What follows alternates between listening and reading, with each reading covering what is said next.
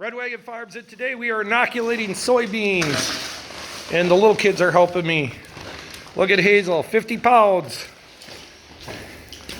Henry can get it over here too. Come on, Henry. Come on, come on, come on. Just don't trip on the beans on the floor. There you go. Mr. Quiet Man. And then Samuel's opening the bags. So, on this side, buddy, right here. Samuel just learned how to open seed bags this planting season, so he's excited about that.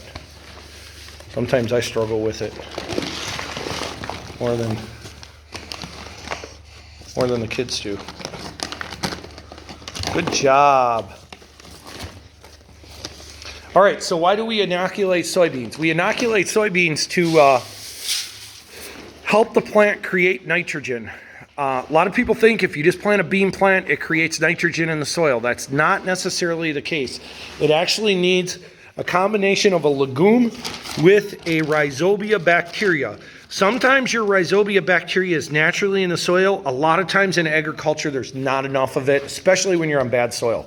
So one of the things we do is we inoculate beans. That means we coat the bean with this bacteria. Some people are asking, why don't you just do that, have the seed company do it?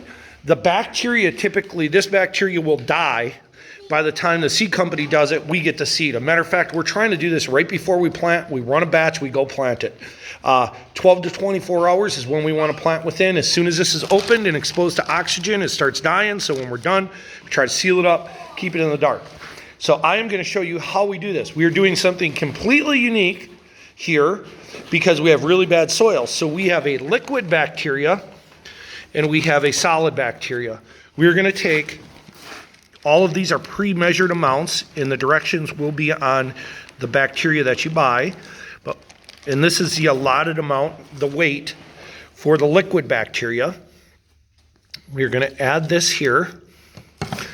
And this has us adding 8 ounces of water misted on the beans, and then we add this powder.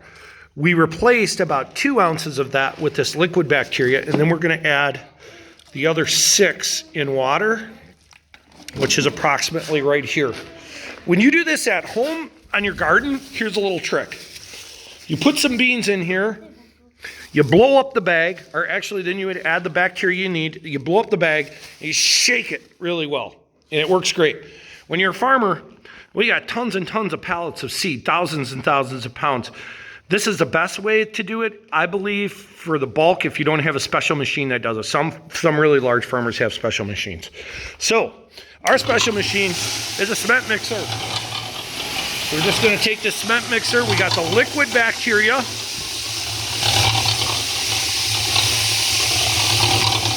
And we are going to add that there, and a lot of guys will use a mister. And if you're doing your garden, you should use a mister like a spray bottle and mist it. What we're going to do is we're going to let this cement mixer just coat all the beans with a slight bit of moisture. And I'm feeling that, and you can see a little bit of moisture on my hand. Then I'm going to take the allotted amount of dry bacteria, one of these, and I'm going to just slowly sprinkle this in here.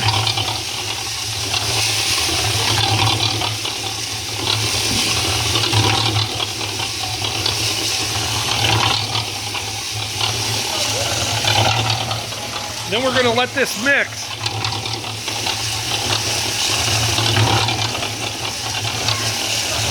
Takes about a minute, then we'll dump this out into a tote. We found the totes are the fastest way to do it. Then we'll load the totes in the truck with the fertilizer buggy, and then the truck will run to the farm where we're at. We'll load the seed, we'll load the fertilizer, and then we're good to go for only 6 acres about. So this is non-inoculated next to inoculated. So you can see the inoculation here.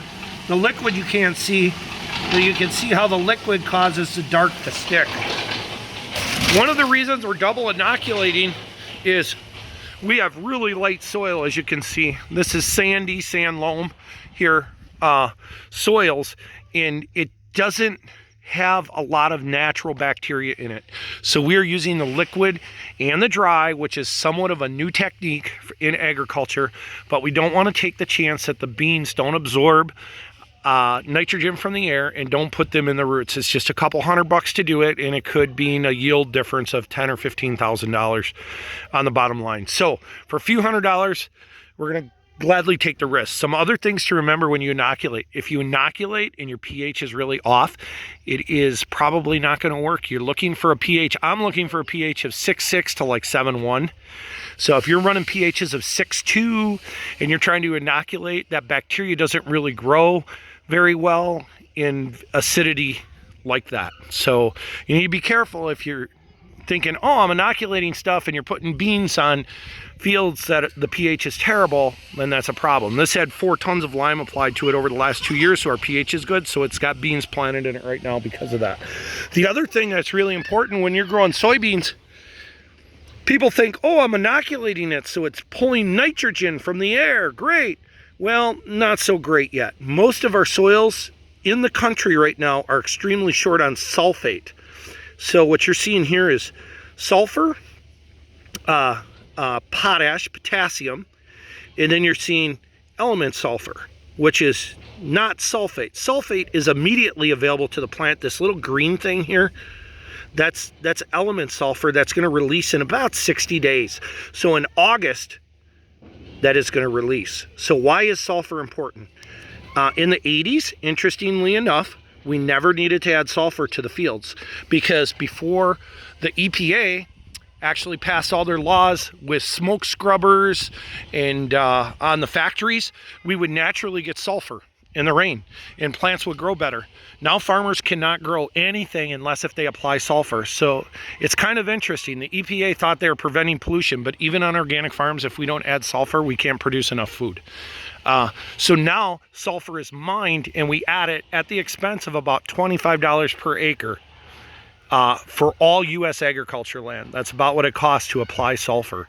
So that doesn't sound like a lot of money. Then you add it up, and then they have the pollution of mining it and shipping it and doing all of that. And it's an interesting subject. I don't think a lot of people understand how big of a role sulfur plays. The reason sulfur plays a big role is because nitrogen can't, to my understanding, it can't quite absorb into the plant if you don't have available sulfate to it. So you can have all the nitrogen, you can put bacteria on your beans, everything can be great, your pH can be great, and your beans still look dingy. And then you'll add maybe 10 pounds of sulfur per acre, and all of a sudden they just look wonderful. It looks like you put 50 pounds of N in them. And it wasn't really the N, it was the sulfate that changed things. And when you're on sandy, light soil, that's what we find. Sulfur is a huge limiting factor in growth. We won't even put a seed in the ground unless if we have over 20 pounds of sulfur on the field. Sometimes it's sometimes it's in the form of a sulfate immediately available. Sometimes it's in like an element sulfur that's 60 days delayed. Usually it's a pack of 2 for the fast release and then a slow release. Red Wagon Farms, inoculating soybeans and a little bit of the nutrients.